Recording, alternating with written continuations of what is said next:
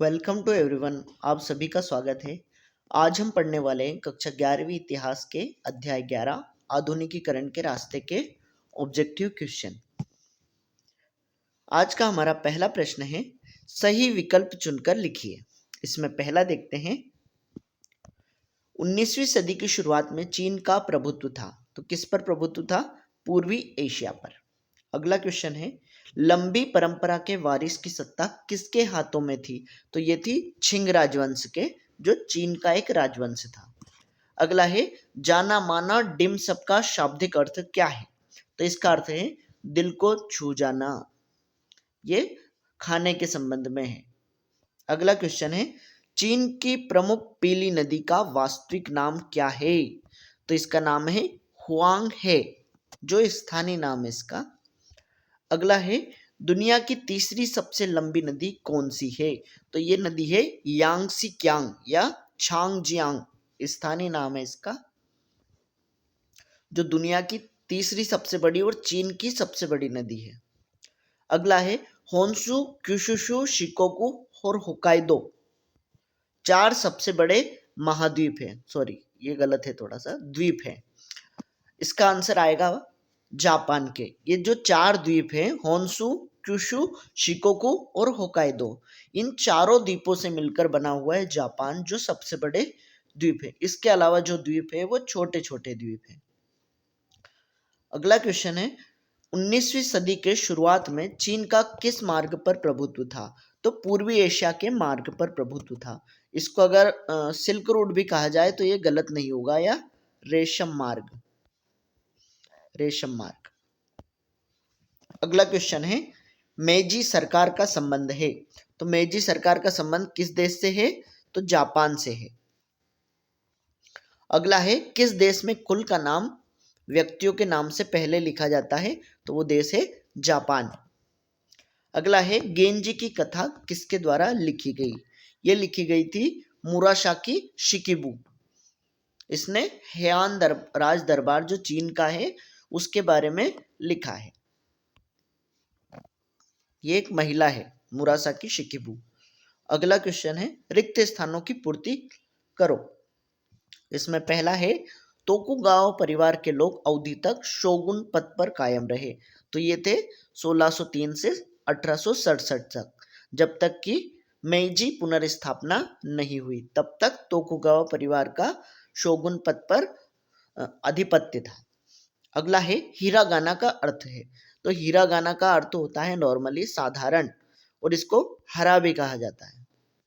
अगला क्वेश्चन है, योद्धा वर्ग शासन करने वाले कुलीन थे और वे शोगुन तथा देम्यो की सेवा में थे। तो कौन थे वो? सामुराई। जो योद्धा वर्ग है जापान का, उसे सामुराई कहा जाता है। ये तलवारबाजी में निपुण वर्ग होता है।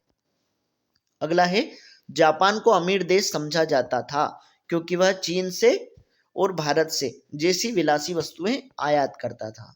तो चीन से रेशम और भारत से कपास जैसी विलासी वस्तुएं आयात करता था। अगला है, निशिजन की एक बस्ती है। तो यह है क्योतो की एक बस्ती है। अगला है, द टेल ऑफ द गेंजी के द्वारा लिखी गई एक प्रसिद्ध पुस्तक है। तो ये पुस्तक है मुराशाकी शिकिबू की, जिसमें हेयान राज दरबार के बारे में वर्णन किया गया है। अगला क्वेश्चन है, टोक्यो का अर्थ है। तो इसका अर्थ है पूर्वी राजधानी। अगला है, हिरागाना और काताकाना जापान की है। तो ये है ध्वन्यात्मक वर्णमालाएं या लिपियां। अगला क्वेश्चन है, कतागाना का अर्थ है। तो कतागाना का वास्तविक अर्थ होता है खंडित काना, लेकिन इसे नीला भी कह सकते हैं। अगला है, चीनी चित्रात्मक शैली है। तो यह है कांजी।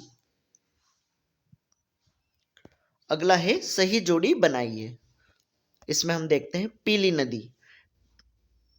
जो पीली नदी है ये क्या है? इसका क्या नाम है? स्थानीय नाम हुआंग है। दूसरा है, सबसे लंबी नदी। सबसे लंबी नदी चीन की कौन सी है? छांगजियांग। अगला है पर्ल नदी। तो पर्ल नदी कहाँ की है? चीन की। अगला हेयान, हेयान क्या है? राज दरबार है, जिसके बारे में मुराशाकी शिकिबू ने लिखा है। अगला है 1867-68, इसमें क्या हुआ था? इसमें हुआ था मेइजी की पुनर्स्थापना। अगला है पहला अफीम युद्ध, पहला अफीम युद्ध कब लड़ा गया? 1839 से 1842, ये थोड़ा सा मिस प्रिंट है, 1842। अगला है भारत की बर्बादी का कारण थी, कौन थी? ईस्ट इंडिया कंपनी, जिसने भारत पर आधिपत्य कर लिया था। अगला है कन्फ्यूशियसवाद, तो ये क्या है? चीन का है। कन्फ्यूशियसवाद एक विचारधारा है। अगला है मांचू साम्राज्य समाप्त, मांचू साम्राज्य कब हुआ? 1911 में, और इसमें sun यat-sen ने चीन में गणतंत्र की स्थापना की। अगला है एक शब्द या वाक्य में उत्तर दीजिए। हेयान राज दरबार की काल्पनिक डायरी किसके द्वारा लिखी गई? तो ये लिखी थी मुराशाकी शिकिबू द्वारा। अगला है शिक्षा और सरकार के संचालन हेतु किस लिपि का इस्तेमाल होता था? तो ये होता था चीनी लिपि का। अगला है टोक्यो, जिसका मतलब हिंदी में क्या होता है? तो इसका अर्थ होता है पूर्वी राजधानी। इसके अलावा अगला है नई विद्यालय व्यवस्था का निर्माण कब हुआ? तो 1870 के दशक में हुआ, जापान में। अगला है जापानी भाषा एक साथ कितनी लिपियों में लिखी जाती है? तो ये 3 लिपियों में लिखी जाती है, कांजी, हिरागाना और कताकाना। अगला है आधुनिक बैंकिंग व्यवस्थाओं का प्रारंभ कब हुआ? तो ये प्रारंभ हुआ 1872 में, जापान में। अगला है आधुनिक चीन के संस्थापक कौन थे? स्पष्ट करो। तो ये थे sun yat-sen। अगला है पिकिंग विश्वविद्यालय की स्थापना कब हुई? ये चाइना का एक विश्वविद्यालय, इसकी स्थापना हुई थी 1902 में। अगला है लाओसे द्वारा रचित उपन्यास का नाम था? तो इस उपन्यास का नाम था रिक्शा। अगला क्वेश्चन है 1949 में गठित चीनी सरकार का नाम बताइए। इसका है पीपुल्स रिपब्लिकन ऑफ चाइना, जो माओ से तुंग के नेतृत्व में गठित की गई थी। अगला क्वेश्चन हमारा है सत्य असत्य लिखिए। इसमें पहला है फुकुजावा युकिची का जन्म एक गरीब सामुराई परिवार में हुआ था। तो ये वाक्य बिल्कुल सही है। अगला है फुकुजावा युकिची मेइजी काल के प्रमुख बुद्धिजीवियों में से एक थे। तो ये भी बिल्कुल सही है। अगला है गोकुनोन नो सुस्मे 1872-76 में लिखी गई। तो ये भी सही है। इसके लेखक हैं फुकुजावा युकिची, ये एक पुस्तक का नाम है। अगला है मियारके सेत्सुरे एक दर्शन शास्त्री थे। तो ये बिल्कुल सही है, ये दर्शन शास्त्री थे। अगला है जापान की राजधानी पिकिंग है। तो बिल्कुल गलत है, जापान की राजधानी टोक्यो है। पिकिंग एक विश्वविद्यालय है चीन का।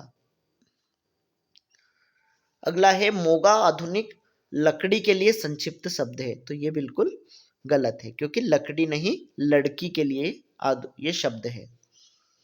अगला है नए जनवाद की स्थापना 1949 से 65 में हुई थी। तो ये बिल्कुल सही है, नए जनवाद की स्थापना हुई थी 1949 से 65 में। अगला है दक्षिण कोरिया के प्रथम राष्ट्रपति सिंग मैनरी 1948 में राष्ट्रपति चुने गए। तो ये बिल्कुल सही है। अगला है आर्थिक दृष्टि से सबसे अधिक संपन्न देश चीन है। तो ये बिल्कुल गलत है।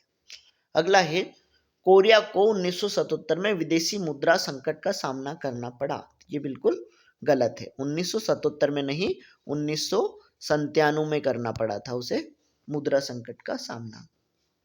इस प्रकार हमारे ऑब्जेक्टिव क्वेश्चन समाप्त होते हैं। अगले वीडियो में हम अति लघुत्तरीय प्रश्न देखेंगे। Thank you for watching.